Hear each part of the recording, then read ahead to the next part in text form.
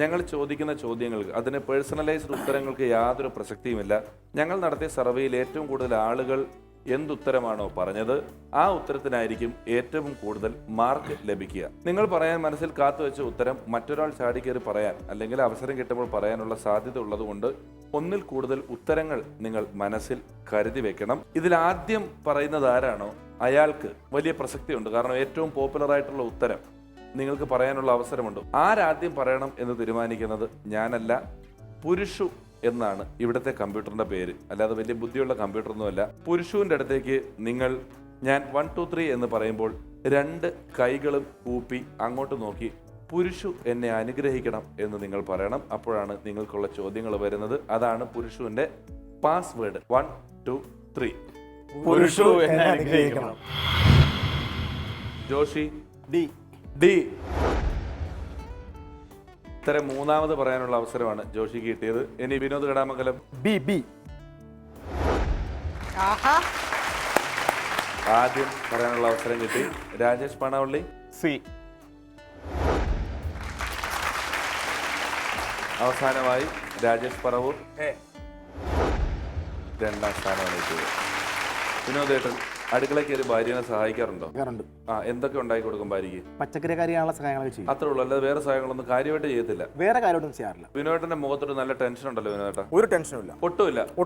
ഒട്ടുമില്ലെങ്കിൽ വിനോദേട്ടൻ വീണ്ടും ഒരു മറ്റേ കട്ടി പിടിച്ചൊരു കഥാപ്രസംഗത്തിന്റെ രണ്ടുപേര് പാടിക്കുക ഞങ്ങൾക്ക് വേണ്ടിയിട്ട്. മാഷിന്റെ ഉണ്ണിയാർച്ച എന്നുള്ള കഥയുണ്ട്. ഈ മാഷ് കഥ പറഞ്ഞു ആദ്യം പറയുന്നത് രമണനായിരിക്കാം, പിന്നീട് രമണൻ മാറിയിട്ട് ഉണ്ണിയാർച്ചയിലേക്ക് പോകും. അപ്പൊ ഉണ്ണിയാർച്ചയെ വർണ്ണിക്കുന്ന ഒരു പോർഷൻ ഉണ്ട്. അപ്പൊ രാവിലെ എഴുന്നേറ്റ് കുളിയും കുറിയും ജപവും എല്ലാം കഴിഞ്ഞ് ഉണ്ണിയാർച്ച അച്ഛനായ കണ്ണപ്പച്ചയുടെ മുടിയുടെ വാതിലൊന്ന് മെല്ലെ മുട്ടി. കണ്ണപ്പച്ചർ വാതിൽ തന്നു. നീ അങ്ങോട്ട് പോകണം. എവിടെ? അയ്യപ്പങ്ങൾ വിളക്ക് കാണാൻ. പക്ഷെ അവളുടെ സൗന്ദര്യത്തെ കുറിച്ച് പറയുന്നതാണ്. പണ്ടിട മങ്ങിയോ രണ്ടൽ കൊണ്ട് കടങ്കാൽ മുടി ഇത് മങ്ക പ്രഭിക്കും പൊൻകുട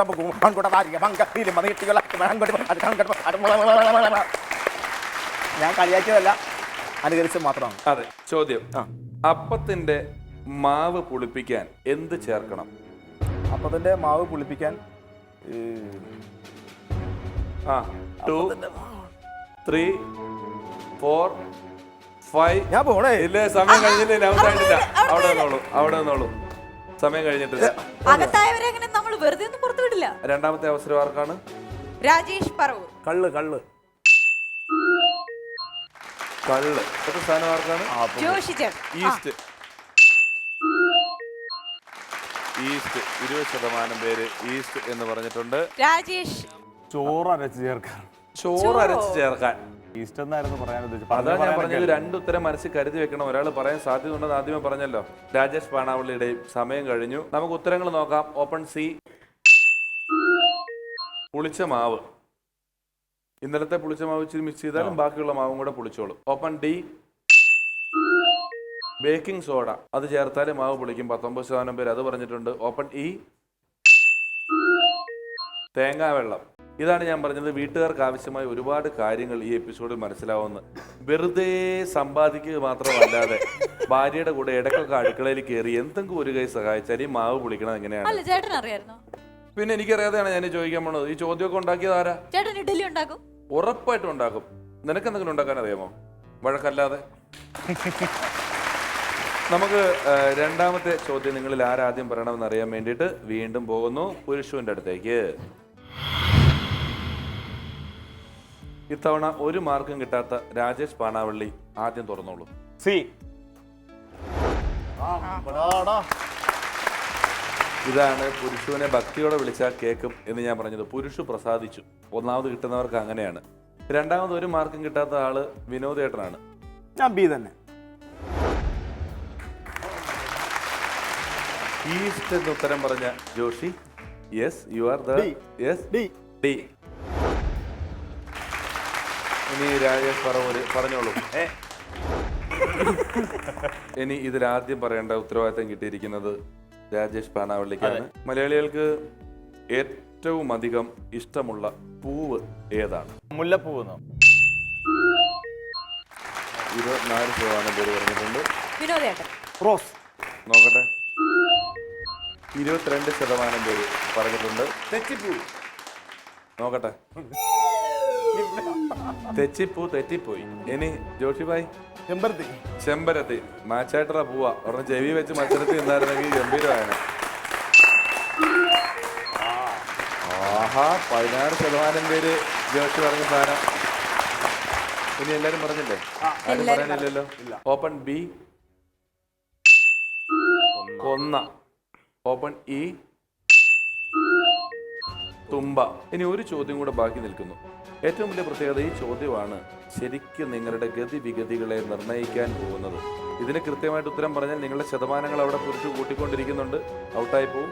വീണ്ടും ആരാദ്യം പറയണമെന്ന് അറിയാൻ വേണ്ടിയിട്ട് നമുക്ക് പുരുഷയിലോട്ട് തന്നെ പോവാം. ഇത്തവണ ഒട്ടും മാർക്ക് കിട്ടാത്ത ആള് രാജേഷ് ചേട്ടനല്ലേ? രാജേഷ് ചേട്ടൻ എല്ലാ പ്രാവശ്യം ലാസ്റ്റ് ചാൻസ് കിട്ടുന്നത്. ഫസ്റ്റ് തന്നെ എടുത്തോ രാജേഷ് ചേട്ടാ. ഞാൻ എഴുതാവാം. 1ാം സ്ഥാനം കിട്ടിയിരിക്കുകയാണ്. ജോഷി ചേട്ടൻ. ബി. വിനോദ് ചേട്ടൻ. സി. ഇനി ബി. ബി. കഴിഞ്ഞ തവണ 1ാമത് എത്തിയ ആളാണ്, ഇത്തവണ 4ാം സ്ഥാനമായി പോയി. ഇതാണ് പുരുഷന്റെ ഒരു കളി എന്ന് പറയുന്നത്. ആദ്യം പറയേണ്ടത് ആരാണ്? രാജേഷ് പറവൂർ. ചേട്ടൻ ഇത് പറയുന്നതിന് മുമ്പ് ഞങ്ങൾക്ക് വേണ്ടി ഏതെങ്കിലും ഒരു നടന്റെ ശബ്ദം അനുകരിച്ചാൽ വളരെ സന്തോഷമായിരുന്നു. ജോസ് പ്രകാശ്. ഞാൻ ആലപ്പുഴയിലെങ്കിൽ ഒരു മതപ്രസംഗവും കഴിഞ്ഞ് വരുന്ന വഴി കോട്ടയത്തിന്റെ ഒഴുക്ക് ചെല്ലെങ്കിൽ ഒരു ചോര കുഞ്ഞിന്റെ കരത്തിൽ കേട്ടു. ഞാനിവനെ എടുത്തു, വളർത്തി, നന്നായി പഠിപ്പിക്കുകയും ചെയ്തു. പിന്നീട് ഞാൻ അവനെ കാണുന്നത് വർഷങ്ങൾക്ക് ശേഷമാണ്. അന്നവൻ കോട്ടയത്തിന്റെ ഒരു അറിയപ്പെടുന്ന റൗഡിയായി കഴിഞ്ഞിരുന്നു.